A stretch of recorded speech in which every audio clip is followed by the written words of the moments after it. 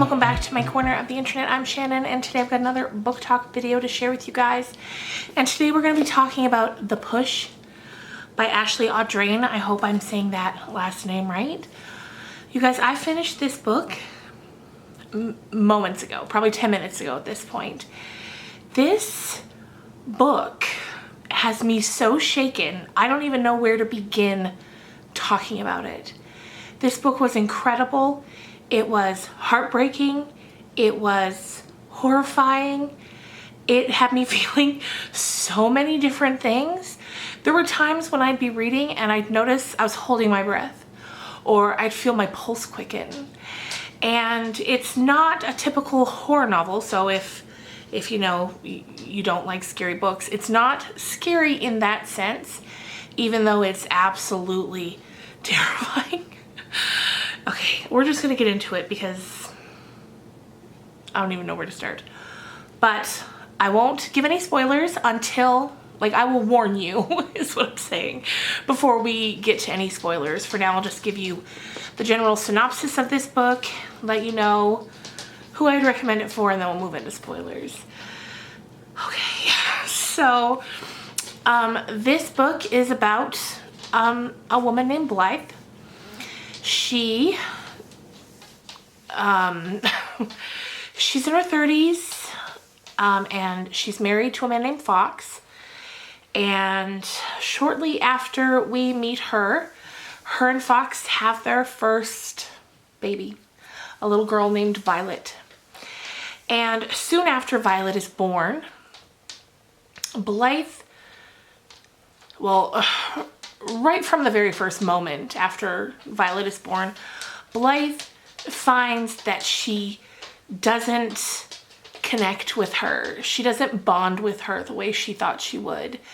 You know, everything she had heard and imagined about motherhood just doesn't happen for her. And as the days and weeks and months go on, it doesn't happen for her. And so a lot of this book is dealing with the question of what if motherhood isn't what you thought it was going to be? What if you have a child that you are struggling to love? And as time goes by, we begin to see through Blythe's eyes that maybe something's not quite right with Violet. There's a darkness inside of her, and that darkness makes it very hard for Blythe to connect with her. Fox, on the other hand, they connect very easy. Violet adores him and he her. So kind of any time Blythe brings up her concerns, Fox kind of brushes them off because he doesn't see it. At least not the way she sees it. After a bit of time comes, they have another baby, a little baby boy named Sam. And right off the bat, things are different with Sam than they were with Violet. As far as Blythe is concerned, she bonds with him immediately. He becomes her whole world. And, you know, while she still tries to keep reaching out to Violet, it just doesn't work. Although as the time goes on, the four of them find a rhythm together. And things seem to be going better until tragedy strikes. Throughout this book, we also get flashbacks to two other generations in Blythe's family. We get to see Blythe's mother as a mother to Blythe, and then we also get to see Blythe's mother and her grandmother and the relationship that they had. And we see throughout these three generations that the mother-daughter relationship has never been ideal in either of these generations. And I found the flashbacks interesting. I feel like the book would have been just as good without them, but it definitely was interesting to get those different perspectives to see where Blythe came from and where her mother before her came from. But I feel like the way that we meet Sam, the new baby, and the way Blythe bonds with him instantly, because I kind of thought the flashbacks were going to show Blythe can't have a connection to any child, just like her mother and her grandmother before her. But when Sam came, that wasn't the case. But when Sam came, that wasn't the case because Blythe bonded with him immediately. But I enjoyed the flashbacks, but I just thought it would have been as good of a book without them. And I loved this. This was crazy, intense roller coaster ride. If you love books about family dysfunction like I do, I love them. Definitely recommend. There's some thriller aspects in here that it just kept me on the edge of my seat. It was compulsively readable. I started it last night. I read it probably over a few hours span. I couldn't put it down. When my husband came home from lunch today, I was like reading while half talking to him. I was like, I'm sorry, but I can't stop. I need to get this finished. I need to see to find out what happens. So if you don't want any spoilers, now's the time to click away. So let's get into it. The spoilers. Don't want to ruin anything for anyone. Just go. Just kidding. But if you don't want spoilers, now is the time to click away. Okay, so I don't know if you can tell, but like even trying to get this book talk out, I'm shaken. This book, it really got to me. So at one point when Violet is 4 years old, they're at the playground. Blythe and Violet are at the playground, playing with other kids. Violet has really hard time making any friends with her peers. She's intimidating. None of the kids like her. She scares them. And they're at this park. And you know, Blythe keeps trying to help her daughter find a way to connect with other kids. She's trying to find a way to connect with her daughter. And so she's sitting there and she's watching her play and she sees this little boy. His name's Elijah. Violet kind of beckons him to come over. Violet's at the top of the staircase on a slide. And he comes up and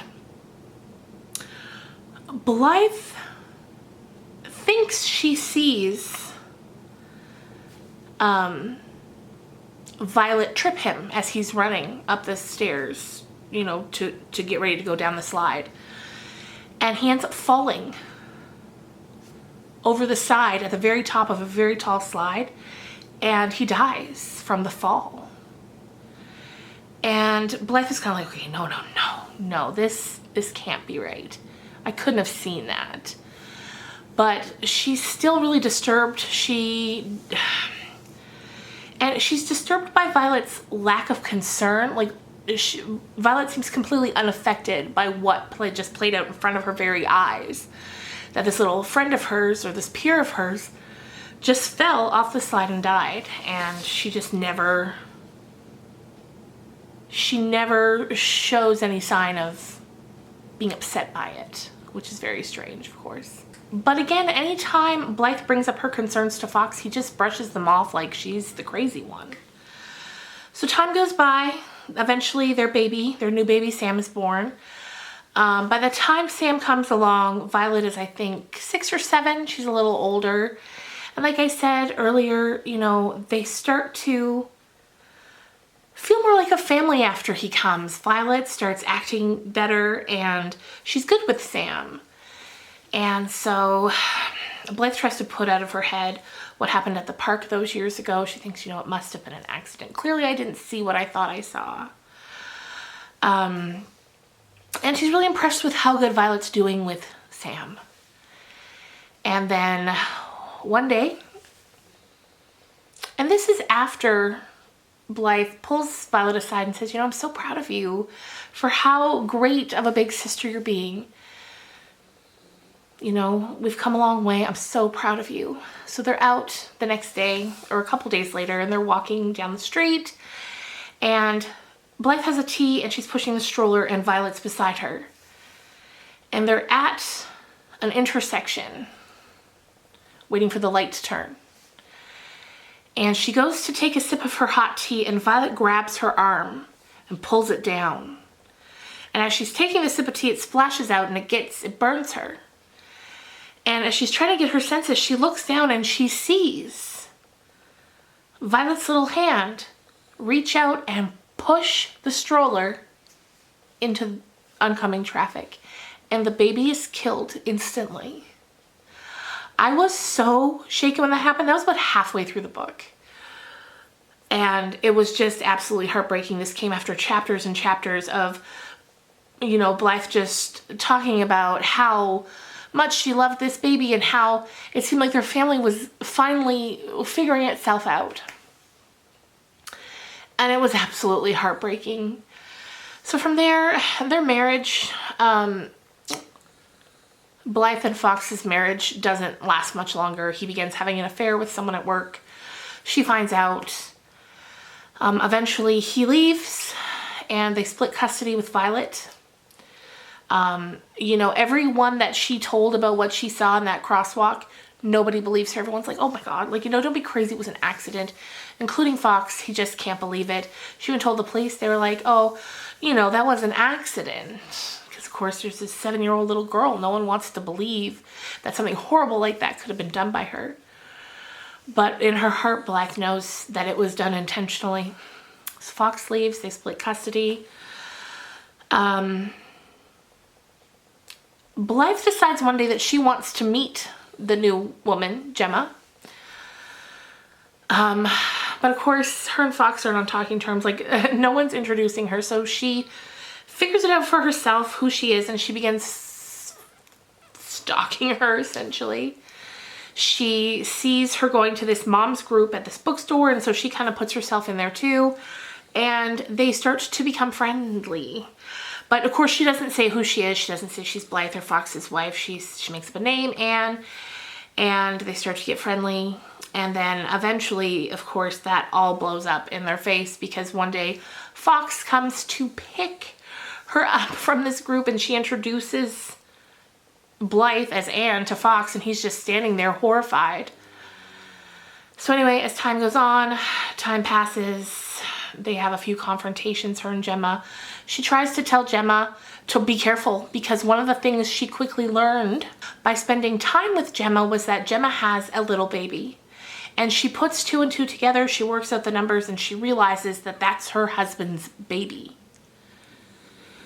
And she tries to warn Gemma, like, you need to be careful, but nobody will take her seriously. Nobody. Anyway, the final page of the book that left me reeling was one night, a few years later, Blythe gets a absolutely hysterical phone call. And at first she doesn't even know who it is. The woman's just screaming and sobbing. And then the final line of the book is, let me just read it to make sure I get it perfectly right. Blythe, she finally whispers, something happened to Jet, and Jet is her son, her little son with Fox.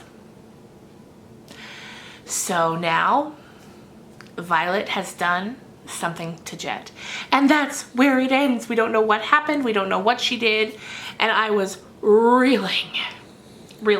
I was like, oh no, I need one more chapter. I need to know what happened.